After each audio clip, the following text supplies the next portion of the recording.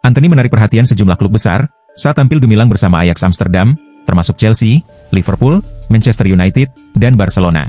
Namun ia memilih mengikuti Erik ten Hag ke Old Trafford, meski keputusan itu tak berjalan mulus. Setelah kesulitan di United, Antony dipinjamkan ke Real Betis selama 6 bulan, di mana ia berhasil kembali menemukan performa terbaiknya. Kini, ia mengungkapkan bahwa nasibnya bisa berbeda jika ia memilih Liverpool. Dalam wawancaranya dengan Marca, tentang proses transfernya pada 2022, Antony mengonfirmasi bahwa ia hampir bergabung dengan Liverpool. Saya sangat dekat dengan Liverpool, tapi tak ada yang tahu apa yang akan terjadi.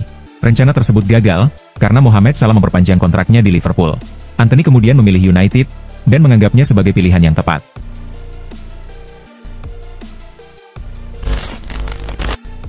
Belakangan ini, banyak pihak yang mengaitkan penurunan performa Nico Williams dengan keputusan besar yang dia buat, yakni menolak tawaran Barcelona. Hal ini dianggap mempengaruhi penampilannya, yang terbilang angin-anginan sepanjang musim ini. Namun saudaranya, Inaki Williams, yang juga merupakan striker andalan di Athletic Bilbao, membela Nico terkait isu tersebut. Inaki menegaskan bahwa performa Nico yang tidak stabil, tidak bisa dipandang hanya dari satu sisi. Menurutnya, apa yang dialami Nico selama ini jauh dari kata mudah. Dia adalah pemain yang sangat muda, dan baru saja memasuki level yang lebih tinggi dalam sepak bola profesional. Segala yang datang padanya terjadi begitu cepat, dan tentu saja itu mempengaruhi dirinya, baik secara mental maupun fisik, jelas Inaki. Inaki juga mengingatkan bahwa di usia muda seperti itu, Nico masih dalam tahap perkembangan, dan tidak bisa dibandingkan dengan pemain-pemain yang lebih berpengalaman.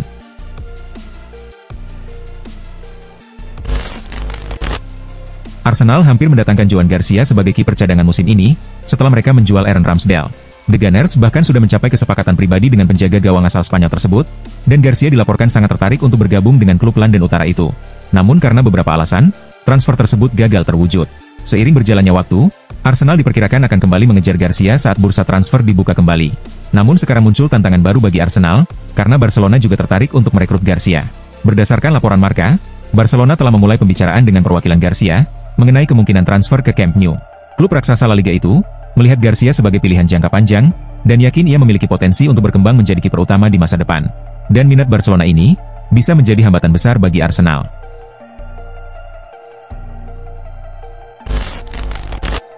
Saat ini, Barcelona memimpin klasemen La Liga dengan 54 poin dari 25 pertandingan.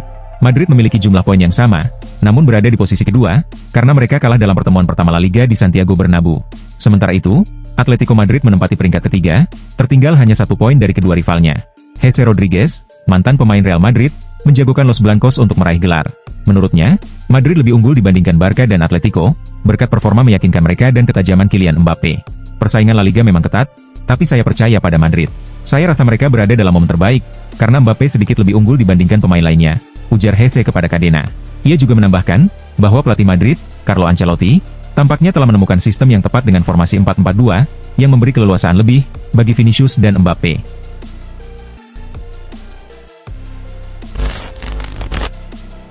Sebelum pertandingan antara Real Madrid dan Real Sociedad di Copa del Rey kemarin, telah diumumkan bahwa Federico Valverde tidak akan masuk dalam skuad.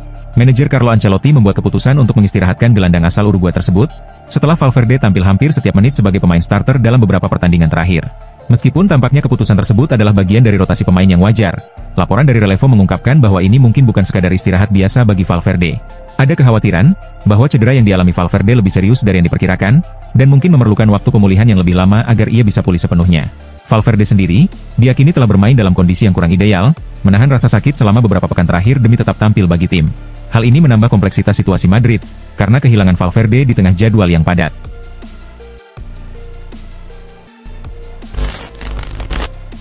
Manchester City berhasil meraih gelar Liga Champions musim 2022-2023, setelah mengalahkan Inter Milan 1-0.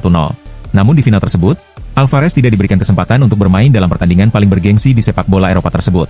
Tentu saja, hal ini membuat Alvarez merasa sangat kecewa, perasaan yang terbawa hingga musim 2023-2024. Dia juga terus berada di bayang-bayang Erling Haaland. Setelah musim tersebut berakhir, Alvarez akhirnya memutuskan untuk meninggalkan Man City, dan bergabung dengan Atletico Madrid. Keputusan Alvarez untuk bergabung dengan Atletico semakin mantap, setelah ia membela timnas Argentina di Olimpiade Paris 2024. Di sana, ia satu tim dengan Giuliano Simeone, putra dari pelatih Atletico, Diego Simeone. Alvarez mengungkapkan, ada pemain-pemain yang ingin bermain di pertandingan penting. Seperti yang saya katakan, saya tidak tahu, di final Liga Champions, saya tidak dimainkan. Saya juga tidak banyak bermain di semifinal, dan saya ingin bermain di pertandingan seperti itu. Chelsea kini menghadapi masalah di lini depan, menjelang 11 pertandingan terakhir di Premier League. Meskipun berada di posisi kelima klasemen, performa mereka sejak awal tahun menunjukkan ketidakkonsistenan dalam mencetak gol. Todd Boehly, salah satu pemilik klub, akhirnya memberikan pendapatnya terkait kemungkinan merekrut striker baru pada bursa transfer musim panas mendatang. Striker itu bukan barang yang bisa langsung dibeli di toko, ujarnya kepada The Athletic. Ia menekankan bahwa posisi tersebut membutuhkan kombinasi keterampilan dan mentalitas yang tepat. Boehly menjelaskan bahwa Chelsea berfokus pada keseimbangan antara target jangka pendek dan visi jangka panjang mereka, yang disebutnya sebagai upaya yang rumit dalam penyeimbangan. Ia berkomitmen untuk menemukan cara terbaik dalam mewujudkan strategi tersebut. Selain itu, Boehly juga menyinggung pentingnya sosok kapten yang memiliki pengaruh besar, dengan membandingkan Chelsea dengan tim-tim dinasti yang sukses berkat pemimpin hebat di dalamnya.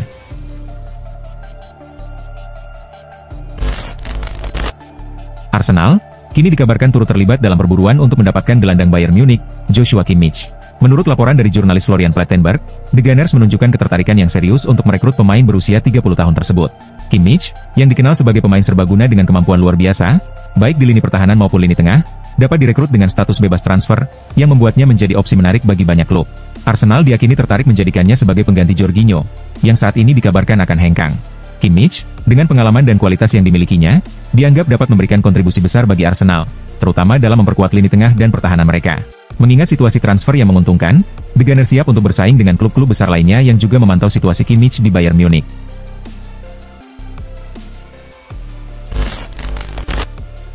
Nasib Mo Salah saat ini masih belum jelas.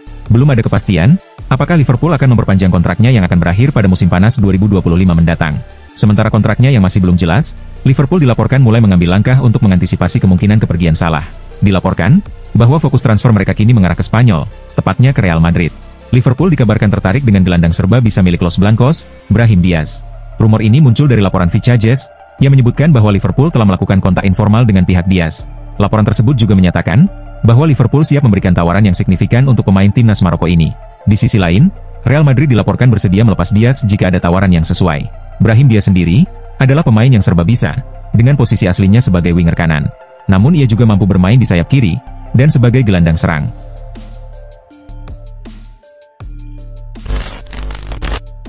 Sejak menggantikan Erik ten Hag, Amorim kesulitan untuk membawa Manchester United tampil konsisten. Dari 16 pertandingan Premier League, ia hanya mencatatkan 5 kemenangan. Saat ini, United berada di posisi ke-14 klasemen dengan 33 poin, hanya unggul 16 poin dari zona degradasi. Banyak pemain yang belum cocok dengan formasi 3-4-2-1 yang diterapkan oleh Amorim. Mantan pelatih MU, Solskjaer, menilai masalah utama terletak pada skuad yang masih didominasi oleh pemain dari era pelatih sebelumnya. Ia menyebut bahwa seringnya pergantian pelatih membuat skuad kehilangan identitas yang jelas. Itu masalah untuk pihak manajemen, tetapi faktanya adalah pelatih bekerja dengan pemain dari manajer sebelumnya, ujar Solskjaer kepada The Athletic. Ia berpendapat bahwa situasi ini menyulitkan Amorim untuk membangun tim sesuai dengan filosofi permainannya. Solskjaer juga menegaskan bahwa tanggung jawab tidak hanya terletak pada pelatih, tetapi juga pada pihak manajemen klub.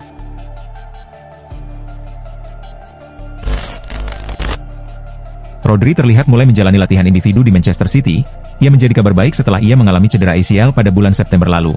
Gelandang asal Spanyol itu sebelumnya diperkirakan akan absen hingga akhir musim, namun kini ia terlihat berlatih dalam video yang dibagikan oleh Man City. Rodri mengalami cedera saat City bermain imbang melawan Arsenal pada 22 September lalu, yang berdampak signifikan pada performa tim. Ketidakhadirannya membuat City kesulitan di berbagai kompetisi, tertinggal 20 poin dari Liverpool, dan tersingkir dari Liga Champions. Rodri sendiri menargetkan untuk kembali bermain saat Piala Dunia antar klub pada 18 Juni, dan berharap bisa membantu tim di kompetisi tersebut. Namun, Pep Guardiola mengingatkan untuk tetap berhati-hati dalam proses pemulihan. Guardiola tidak ingin Rodri terburu-buru kembali ke lapangan, karena cedera ACL memerlukan waktu pemulihan yang tepat. Bagi Guardiola, kesehatan pemain adalah prioritas utama.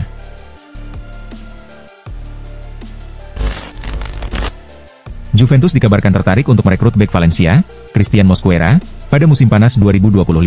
Sebagai penggantinya, Valencia dilaporkan mengincar bek FC20 dan timnas Indonesia, Mads Hilgers. Rumor ini berawal dari laporan Football Transfers, yang menyebutkan bahwa Juventus berencana mendatangkan Mosquera untuk memperkuat pertahanan mereka.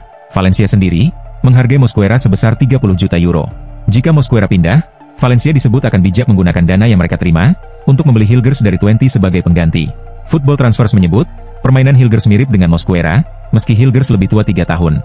Ia telah menjalani beberapa musim fantastis bersama 20. Dan menurut data yang dikutip dari Sports, bek berusia 23 tahun ini memiliki kesamaan 100% dengan Mosquera, dan menjadikannya calon pengganti ideal bagi pemain internasional Spanyol tersebut.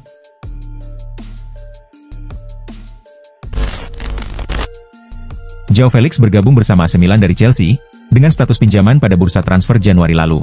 Gelandang serang asal Portugal itu, memulai dengan cara yang luar biasa, mencetak gol dalam debutnya. Namun, gol tersebut menjadi kontribusi nyata pertama dan terakhirnya. Pemain berusia 25 tahun ini, kemudian selalu bermain sebagai starter dalam 6 pertandingan di Serie A, dan Liga Champions. Namun dalam semua pertandingan tersebut, selain tidak mencetak gol atau memberikan assist, peran Felix dalam membantu Milan menciptakan peluang juga sangat minim. Yang mengejutkan, meskipun tampil buruk, Felix tetap dipilih sebagai starter oleh pelatih AC Milan, Sergio Conceição. Keputusan ini semakin membingungkan, karena untuk memberi tempat kepada Felix di starting 11, Conceição beberapa kali mengorbankan Christian Pulisic, yang justru tampil sebagai pemain terbaik Milan di paruh pertama musim. Beberapa pihak menduga, bahwa Conceição lebih memprioritaskan Felix, karena mereka satu negara. Joao Palhinha, bergabung dengan Bayern Munich pada musim panas 2024, namun ia malah mengalami kesulitan di Jerman. Pemain berusia 29 tahun itu gagal menjadi pilihan utama bagi pelatih Vincent Kompany. Kini, Bayern dikabarkan siap melepas Palhinha, meski baru setahun bermain di Allianz Arena. Klub Jerman tersebut tidak ingin menahan Palhinha terlalu lama, jika ia sudah tidak diperlukan oleh Kompany. Kembali ke Inggris dianggap sebagai opsi terbaik bagi Palhinha musim depan. Manchester United dan Newcastle United, dikabarkan masih tertarik untuk mendatangkannya. MU siap menjalin kembali hubungan dengan Palhinha, jika Bayern bersedia menjualnya pada musim panas 2025. Seperti yang diketahui, MU sempat berusaha merekrut Palhinha saat masih dilatih oleh Erik ten Hag. Namun transfernya ke Old Trafford batal, karena Bayern Munich berhasil mendapatkan pemain asal Portugal tersebut dari Fulham.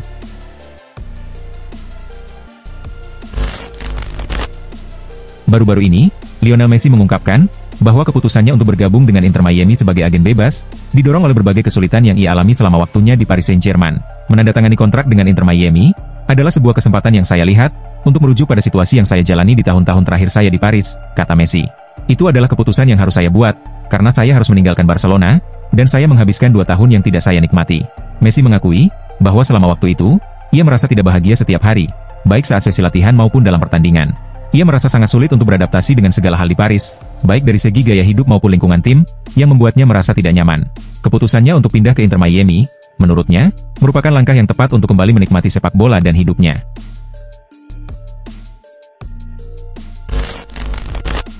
Pada pekan ke-23 Liga Arab Saudi, Al Orobah bertemu dengan Al Nassr.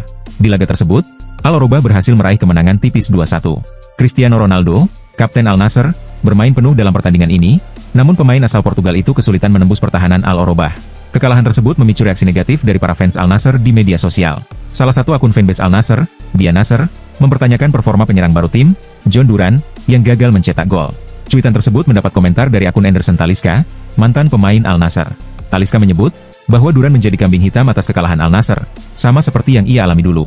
Ia mengungkapkan, bahwa ada sosok lain yang sebenarnya bertanggung jawab atas kekalahan tersebut, namun tidak berani disebutkan oleh Dia Nassr.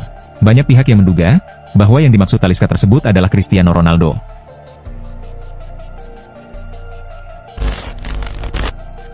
Inter Milan gagal meraih kemenangan dalam lanjutan Serie A musim ini. Dalam lawatannya ke markas Napoli, Nerazzurri hanya mampu bermain imbang 1-1. Di laga ini, Inter sempat unggul melalui gol Federico Di Marco di babak pertama. Namun, Napoli berhasil menyamakan skor lewat gol Philipp Billing di penghujung babak kedua. Dengan hasil imbang ini, Inter tetap memuncaki klasemen dengan 58 poin, sementara Napoli berada di posisi kedua dengan 57 poin.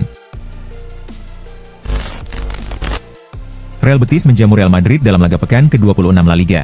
Di pertandingan yang berlangsung di Stadion Benito Villamarín tersebut, Real Betis berhasil meraih kemenangan penting dengan skor 2-1. Di laga ini, Real Madrid memulai babak pertama dengan permainan yang cukup baik. Bahkan, pada menit ke-10, Madrid unggul lewat gol Brahim Diaz. Namun, Real Betis berhasil membalikan keadaan, dengan gol yang dicetak Johnny Cardoso pada menit ke-34, sebelum akhirnya Isco mencetak gol kedua melalui tendangan penalti. Hasil ini, membuat Madrid terancam tertinggal dari Barcelona dan Atletico Madrid dalam persaingan gelar juara. Manchester City, berhasil meraih kemenangan di babak kelima FA Cup. Menjamu Plymouth Argyle, The Citizens menang dengan skor 3-1. Di laga ini, Plymouth sempat unggul lebih dahulu lewat gol Maxim Talovirov. Namun Manchester City berhasil membalikan keadaan, melalui 2 gol dari Nico O'Reilly, dan 1 gol dari Kevin De Bruyne. Kemenangan ini, membawa Manchester City melaju ke babak perempat final FA Cup, dan lawan mereka akan ditentukan melalui undian yang akan digelar pada awal pekan depan. Atletico Madrid menjamu Athletic Bilbao, dalam pertandingan lanjutan Liga Spanyol di Stadion Wanda Metropolitano. Tuan rumah tampil agresif sejak awal, tetapi babak pertama berakhir tanpa gol. Skor 0-0 bertahan hingga jeda. Pada babak kedua, Atletico Madrid berhasil memecah kebuntuan lewat gol dari Julian Alvarez, yang menjadi satu-satunya gol dalam pertandingan ini. Dengan kemenangan tersebut, Atletico Madrid berhasil merebut posisi teratas klasemen dengan 56 poin, unggul 2 poin dari Barcelona dan Real Madrid yang berada di bawahnya.